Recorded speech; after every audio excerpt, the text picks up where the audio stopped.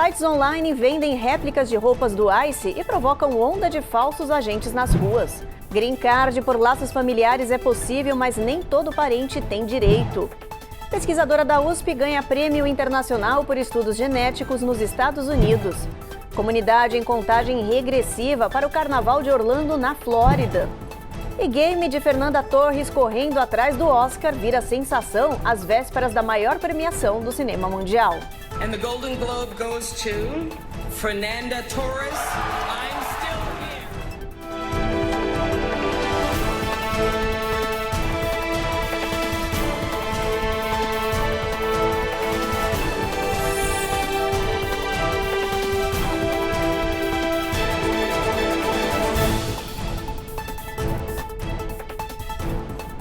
Olá, Jornal Américas no ar está começando. Uniformes e itens idênticos aos do ICE, a Polícia de Imigração, estão sendo vendidos via online em tradicionais sites de compra. E tem muita gente usando essas peças para fingir que é agente da imigração do ICE para intimidar ou chantagear as comunidades imigrantes. Hoje, na Califórnia, 2 homens foram presos com inúmeros itens falsos. Armas, coletes táticos, crachás e vários outros itens foram apreendidos com 2 falsos agentes do ICE, que foram presos em Fresno, na Califórnia. Os impostores estavam assediando imigrantes e pedindo dinheiro em vários negócios da região. Este não é o primeiro caso. Desde o início das operações da Polícia de Imigração no país, várias pessoas já foram presas tentando tirar vantagem das comunidades imigrantes. E isso pode estar acontecendo por causa dos famosos sites de comércio online. Eles estão vendendo réplicas de camisetas, jaquetas, coletes e todos os itens do uniforme do ICE. ONGs, ativistas e advogados estão pedindo para a Amazon e outras empresas para removerem esses produtos das suas plataformas. O ICE lembrou que os agentes não ligam para as pessoas pedindo informações, não avisam que estão chegando, não pedem dinheiro nem fazem chantagem. Eles apenas executam prisões. O departamento disse ainda que se passar por um oficial do ICE é crime e isso pode resultar em multa e prisão. Em vários estados do país, as patrulhas comunitárias, que nós já falamos aqui no jornal, estão se multiplicando e ajudando imigrantes de diferentes nacionalidades, incluindo os brasileiros. Esses grupos voluntários existem na Califórnia, na Flórida, em Massachusetts e várias outras regiões aqui do país. Eles alertam os indocumentados sobre as ações do ICE e orientam os imigrantes como agir. Essa patrulha começa a trabalhar por volta das 6 da manhã. Eles se reúnem num estacionamento e se dividem em carros para monitorar os bairros da região, nesse caso aí da Califórnia. Quando percebem alguma ação diferente da Polícia de Imigração, eles acionam o rádio e convocam todos os voluntários. O grupo orienta a família como agir diante dos oficiais e informa que os indocumentados possuem direitos defendidos em Constituição, além de auxiliar em assistência jurídica também. A ação dessas patrulhas vem ajudando dezenas de pessoas e impedindo que famílias se separem pelas ações que o grupo chama de ilegais. O Departamento de Imigração criticou esses grupos de voluntários. No Texas, aumentam os esforços policiais para barrar a entrada de indocumentados aqui nos Estados Unidos. O governo do estado recebeu sinal verde para ampliar a controversa barreira flutuante no Rio Grande, que separa o México do território norte-americano. Caminhões estão colocando mais boias com serras cortantes na extensão do Rio Grande, na região de Eagle Pass, no Texas. A ideia é dobrar a barreira flutuante existente até agora, que tem o tamanho de 3 campos de futebol. O governador Greg Abbott disse que essa cerca, que é conectada e ancorada com concreto, ajuda a reduzir em cerca de 50% o número de imigrantes cruzando de forma ilegal o Rio Grande e também mantém os indocumentados do lado mexicano da fronteira. Depois do impasse durante o governo Biden, que impediu a ampliação dessas barreiras, o Texas recebeu agora sinal verde da administração Trump para ampliar a segurança na região por água, terra e ar. O número de soldados foi dobrado para fazer a fiscalização. Pelo céu, o Texas vai contar ainda com apoio de aeronaves militares de reconhecimento e vigilância. Eles também vão utilizar o voo de drones para verificar e identificar a entrada de imigrantes ilegais na região. Com as novas políticas de imigração aqui nos Estados Unidos, a busca por formas de se legalizar aqui no país dispararam. E uma das alternativas que está em alta agora é a busca do Green Card por parentesco. Você sabe como é que isso funciona e quem tem direito? A repórter Carolina Camargo foi atrás dessas respostas. O Green Card por laços familiares é possível, mas possui regras e também limitações. Não é todo parente que tem direito a esse benefício, que segue uma hierarquia.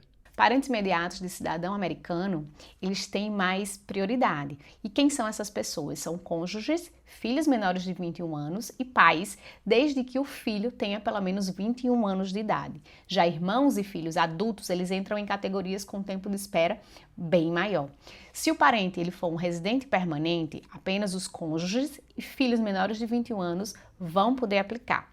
O USCIS vai exigir documentos e comprovantes do grau de parentesco. E mesmo depois disso, não há garantias de que o pretendente vai conseguir o Green Card. O processo ele começa com um período de 130, onde se comprova ali o vínculo familiar. Depois dessa aprovação, o próximo passo ele vai depender muito da localização dessa pessoa a ser beneficiada. Se ela estiver nos Estados Unidos, pode ser possível que ela faça um ajuste de status. Se estiver fora, ela vai passar pelo consulado americano. Outra opção da residência permanente é por casamento. Se a união for com um cidadão americano, esse estrangeiro pode solicitar a cidadania após 3 anos de casado. Em todas as situações, é preciso levar em consideração que são processos caros, que é preciso comprovar condições financeiras, leva tempo e o resultado pode variar. Em alguns casos, o Green Card demora mais de 10 anos para sair. Detalhe importante, algumas categorias têm filas de espera de anos, então o planejamento aqui é essencial. Parentes imediatos, eles costumam conseguir o Green Card entre 12 e 24 meses, enquanto as outras categorias elas podem levar bem mais tempo na fila de espera. No próximo bloco, Receita Federal alerta a população para golpes em temporada de imposto de renda. E pela primeira vez, um presidente dos Estados Unidos vai assinar uma ordem executiva para tornar o inglês o idioma oficial do país.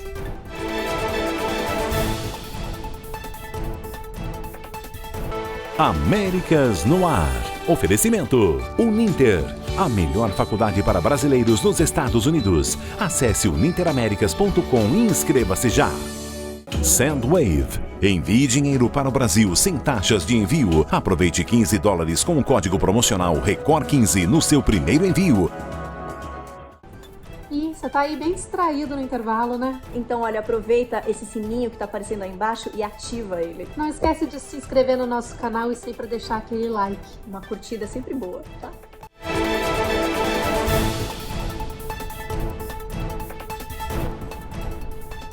A Receita Federal está pedindo para a população ficar alerta aos golpes fiscais nesta temporada de imposto de renda. A cada ano, os criminosos criam novas e diferentes formas de enganar a população e muita gente acaba caindo nesses golpes. A Receita Federal disse que o golpe mais comum é o phishing, que é um tipo de ataque cibernético. A pessoa clica em um link ou uma mensagem indevida e os bandidos conseguem roubar todos os dados pessoais dela, além de instalar um vírus no computador. Os fraudadores também podem fingir que são organizações legítimas tributárias, através de ligações ou e-mails que usam símbolos do IRS. Eles atraem as pessoas desavisadas e conseguem roubar toda a identidade fiscal delas. Outra tática é o golpe do reembolso não reclamado. Os criminosos pedem para a pessoa entrar em contato através de um telefone falso. Quando o contribuinte liga, eles solicitam dados pessoais, incluindo o Social Security, Driver License e informações do banco. Com isso, eles passam a ter acesso às contas dos contribuintes no IRS e conseguem roubar o dinheiro de restituição. Várias pessoas já caíram nesse golpe. A Receita Federal informa que nunca envie e-mail ou mensagem por telefone ou redes sociais e pede que, na dúvida, as pessoas procurem o telefone oficial da Receita na internet para checar a veracidade de qualquer comunicação. Hoje foi o último dia para muitos funcionários federais. É que terminou nesta sexta-feira o prazo das demissões exigidas pelo Departamento de Eficiência de Elon Musk. Segundo o Gabinete de Gestão Pessoal, cerca de 77 mil trabalhadores aceitaram os programas de saída voluntária, enquanto outras dezenas foram cortadas. Um dos últimos departamentos a ser atingido foi o NOAA, o da Administração Oceânica e Atmosférica Nacional, que cuida das previsões e alertas de chegada de furacões. Os críticos se preocupam que a perda de tantos funcionários possa afetar a capacidade do governo de prestar serviços essenciais aqui no país. Mas o DOD alega que os cortes fazem parte de um esforço do governo para equilibrar o orçamento federal. Um juiz federal está questionando essas ações do Departamento de Eficiência e convocando representantes a uma audiência ainda sem data marcada de 8 horas, que vai esclarecer o funcionamento e os objetivos desse órgão. E o presidente Donald Trump deve assinar uma ordem executiva tornando o inglês o idioma oficial aqui dos Estados Unidos. Será a primeira vez que um líder da Casa Branca vai fazer isso na história do país. O anúncio dessa medida foi feito pela Casa Branca, que afirmou que o presidente deve assinar essa ordem executiva a qualquer momento. Essa medida vai revogar um decreto da era Clinton que exigia que as agências e organizações federais ajudassem pessoas que não falam a língua com tradutores e apoio. Agora, a decisão vai ficar a cargo dos departamentos que podem eliminar esse benefício ou não. Dados do censo norte-americano apontam que aproximadamente 80% das famílias já usam o inglês como língua principal. Essa será a primeira vez na história do país que um presidente vai assinar uma ordem executiva determinando o inglês como idioma oficial dos Estados Unidos. A seguir, pesquisadora brasileira ganha prêmio internacional nos Estados Unidos por estudos genéticos. E você vai ver também que 7 hospitais brasileiros entram no ranking dos melhores do mundo.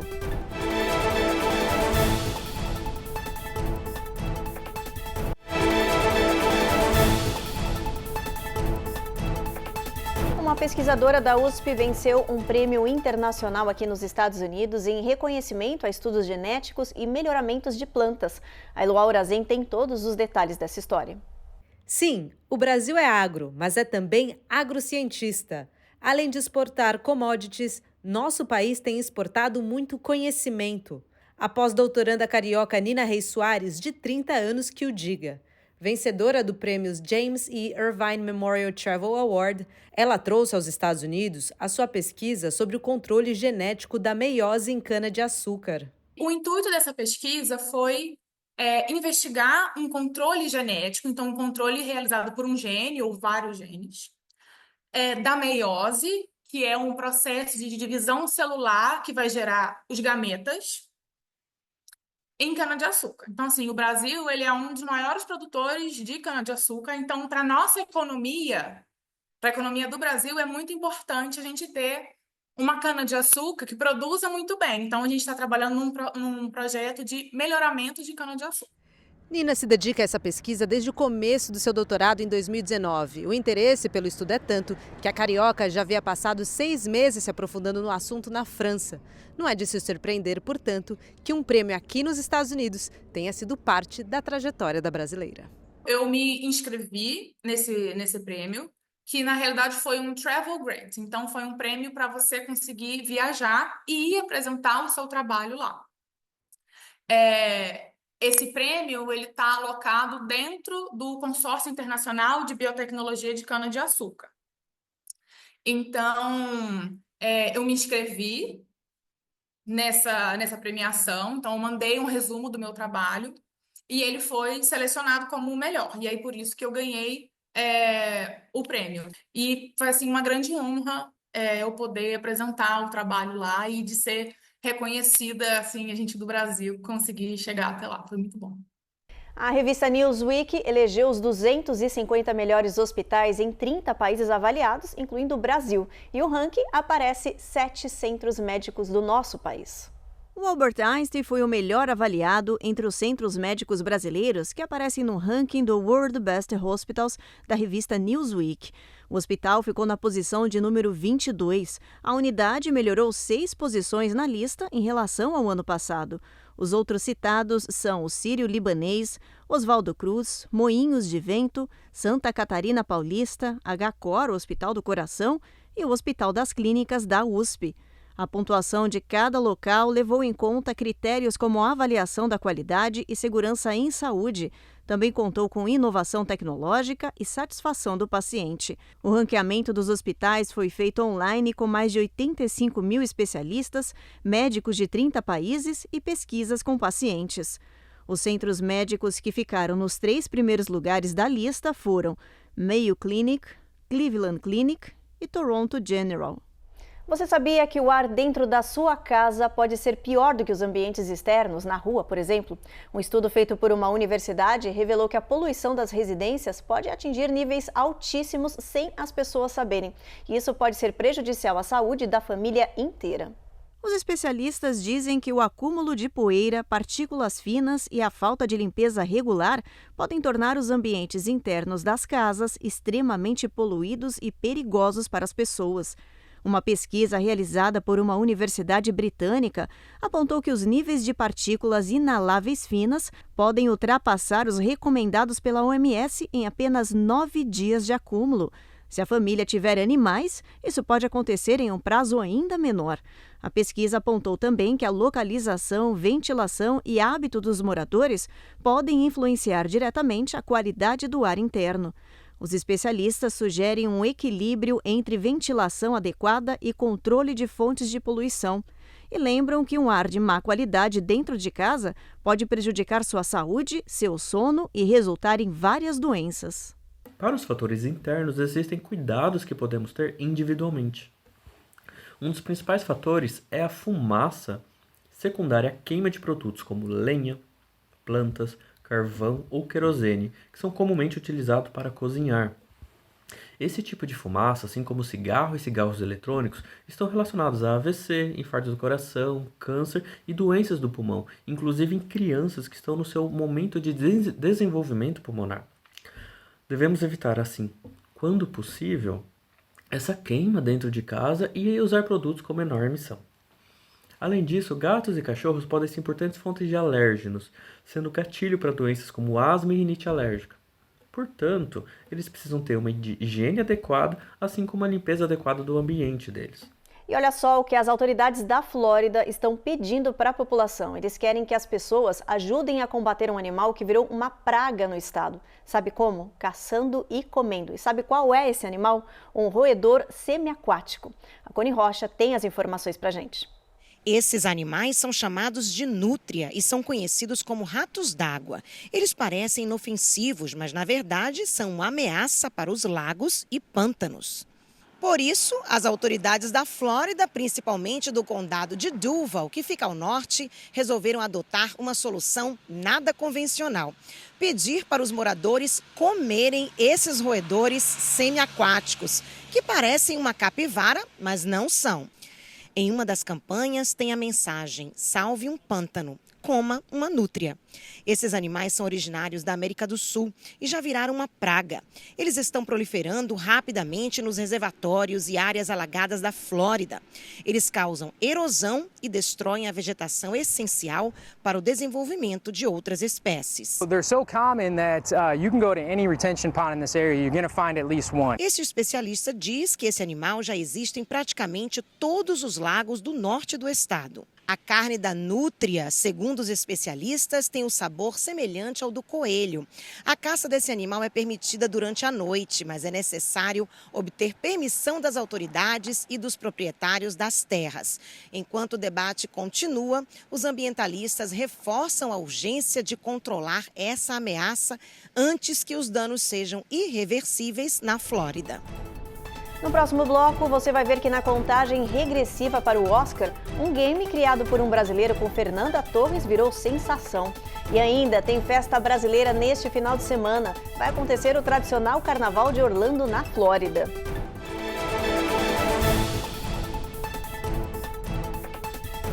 Américas no Ar. Oferecimento Uninter, a melhor faculdade para brasileiros nos Estados Unidos. Acesse uninteraméricas.com e inscreva-se já. Sandwave. Envie dinheiro para o Brasil sem taxas de envio. Aproveite $15 com o código promocional RECOR15 no seu primeiro envio.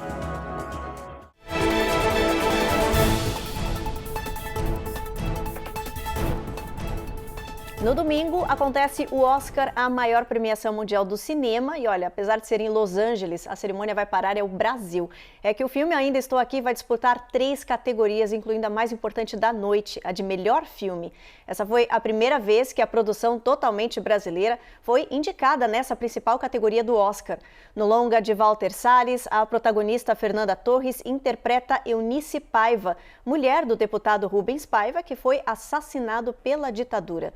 A perfeita perfeita e brilhante atuação de Fernanda Torres rendeu a ela a indicação de melhor atriz. Vários jornais britânicos e também americanos, como o The New York Times, indicam a vitória de Fernanda Torres como melhor atriz e do longa Ainda Estou Aqui como melhor filme. Nas casas de apostas aqui dos Estados Unidos, o drama de Walter Salles é favorito em pelo menos uma das 3 categorias, melhor filme internacional. O Oscar só acontece domingo, gente.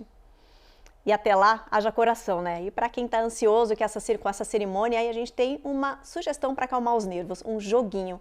É que um brasileiro criou um game chamado Fernanda Ganha o Oscar. Olha só. O jogo mostra a atriz Fernanda Torres percorrendo um caminho com armadilhas. Ela tem que desviar dos obstáculos e recolher as estrelas que valem pontos para chegar na final e ganhar o Oscar. And the Golden Globe goes to Fernanda Torres. I'm still here. O game é simples, fácil e agrada todo mundo que entra na corrida. Ainda mais agora com a atriz concorrendo para valer pelo Oscar em Los Angeles. David Jonathan foi o responsável por criar o joguinho. Ele desenvolveu a ideia ao participar de uma disputa mundial em que o objetivo era criar um game fácil de curta duração. Ele acabou se tornando um dos destaques. A ideia e a inspiração para desenvolver esse jogo surgiu quando a Fernanda Torres ela foi indicada ao Oscar. Daí naquele momento eu olhei para aquilo e pensei, nossa, isso daria um ótimo jogo. Então surgiu a oportunidade da Global Game Jam, um evento internacional de desenvolvimento de jogos, para desenvolver esse jogo. E eu fui. Desenvolvi o jogo da Fernanda Torres. Bem, o jogo é o seguinte, você controla a Fernanda Torres percorrendo o tapete vermelho em rumo ao Oscar. Daí no caminho ela tem que pegar várias estrelinhas até totalizar 300 estrelas. Se por acaso ela colide numa bolinha, numa pokebola, você vai ver lá, ela colide e o jogo acaba. Quando ela colide, ela vira o Pikachu, que nem aquele meme que ela tinha viralizado. Do Brasil. Eu me sinto Pikachu! A reação das pessoas foram diversas, mas no geral as reações que o jogo recebeu foram reações positivas, porque tá todo mundo na torcida pelo Oscar da Fernanda. E no geral as reações das pessoas são tipo, caramba, que legal, eu nunca imaginei um jogo da Fernanda Torres, ou nossa, que engraçado! Que engraçado, o jogo do momento. A Fernanda Torres vira um jogo. Eu achei muito engraçado toda essa reação. Eu não esperava que o jogo ia ter uma repercussão assim. Pelo que eu sei, a Fernanda Torres ainda não jogou o jogo. Eu espero que ela jogue, espero que ela ganhe o Oscar. E se ela não ganhar, tudo bem. Mas eu espero muito que ela jogue. Várias pessoas já jogaram Fernanda Ganha o Oscar e aprovaram a brincadeira. The Golden Globe goes to Fernanda Torres. I'm still here. Vamos dar uma olhadinha no nosso mapa, ver o clima no final de semana em boa parte aqui do país. A gente começa por Boston, que tem previsão de chuva com mínima de 20, máxima de 51. Tempo encoberto em Nova York, em Norfolk, em Washington. Somente em Charlotte a gente vai ter sol brilhando. Já na Flórida, o que a gente tem é tempo encoberto em Jacksonville e Tampa e também em Miami. Máxima nessa região aí é de 78 graus. Sol vai brilhar em New Orleans, não tem previsão de nuvens. Houston, tempo encoberto com mínima de 54. San Antônio, sol entre nuvens com mínima de 52, máxima de 85. El Paso, tempo encoberto também, com máxima de 82 nessa região. Albuquerque, olha só, máxima de 71, mínima de 41. Phoenix, apesar do tempo encoberto, vai estar calor, máxima de 80 graus. Los Angeles, a gente tem o mesmo cenário, sol entre nuvens, a mesma coisa em Las Vegas. E São Francisco também, cenário aí de tempo ameno, clima ameno, sol entre nuvens, mínima de 51, máxima de 58 graus. E hoje tem espetáculo Raro no Céu, um desfile de planetas que atinge o seu pico nessa noite e só vai ser visível novamente daqui 400 anos.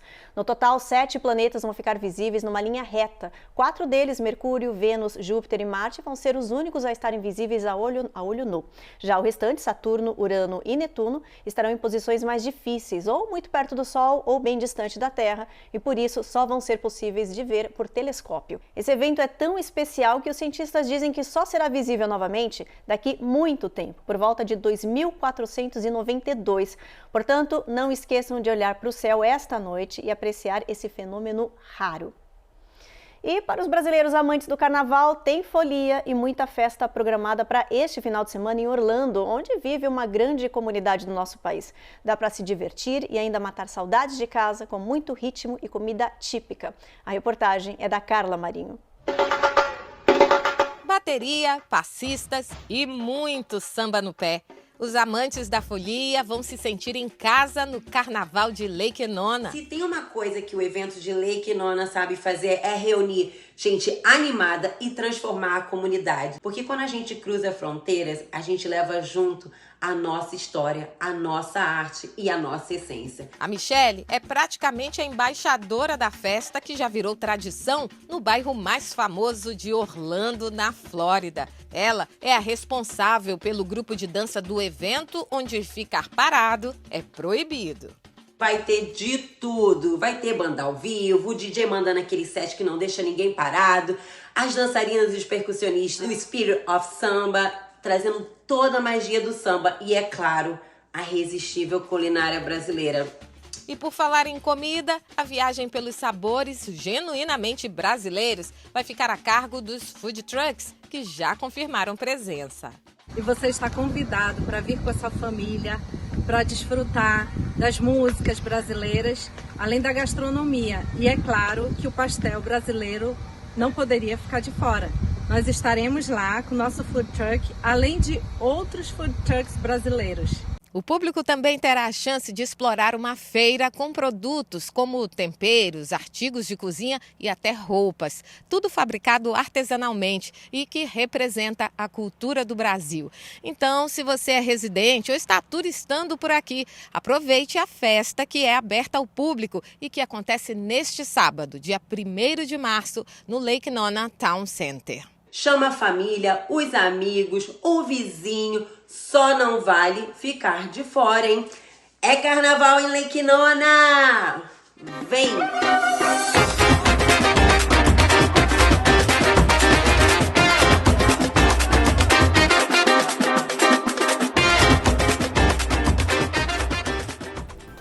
Bem bacana, né? Bom, o Jornal Américas no Ar então termina agora.